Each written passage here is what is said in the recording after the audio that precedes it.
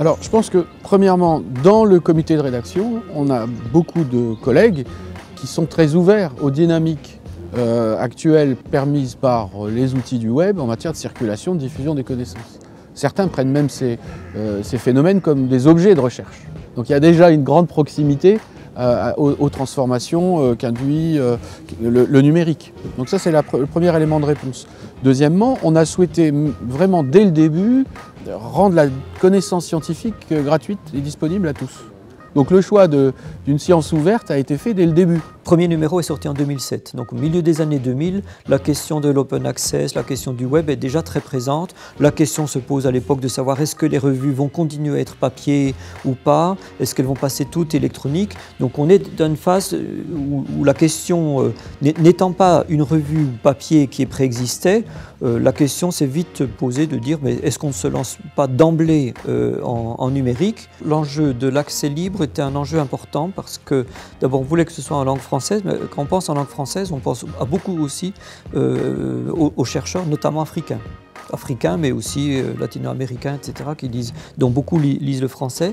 Quand on a commencé à publier, tout de suite d'ailleurs, les traductions des articles introductifs en espagnol, qui sont en fait beaucoup plus lus que ceux en anglais. Donc on a un public francophone en Amérique latine, on a un public en Afrique, c'est tout à fait évident dans les downloads, et on a de manière générale aussi promu une certaine façon de penser de nos sujets, qui peut-être est française, entre guillemets. En fait, la France, c'est le lieu où on a reformulé la sociologie des sciences. On ne voulait pas du tout partir sur un modèle lecteur payant. Donc ça, c'est un choix fort qui a été fait dès le début.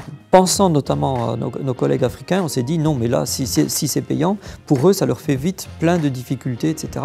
Je crois que je ne sais pas si c'est un enjeu militant. On peut penser qu'il y a une certaine dimension, parce que l'économie de l'édition scientifique est quelque chose de complexe. Mais pour nous, c'est quelque chose qui est complètement intégré à ce qu'est la revue. Ça fait partie de sa qualité.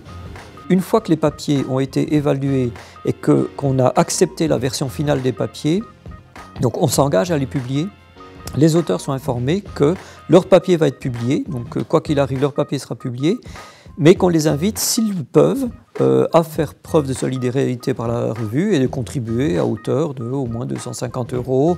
Et là, on a une part des auteurs qui apportent effectivement un soutien à la revue et c'est vraiment aidant. C'est un groupe qui est intéressé vraiment par le contenu scientifique. Et c'est peut-être aussi ce qui nous a sauvés dans des moments difficiles, parce qu'on a eu des moments difficiles, comme toujours, toute aventure humaine. Et là, on a eu, je pense, la volonté de toujours poursuivre, parce que c'est le contenu qui nous intéresse, en fait. C'est ce qu'on écrit là-dedans qui nous intéresse. On veut être content et agréablement surpris à la lecture des papiers après les avoir publiés.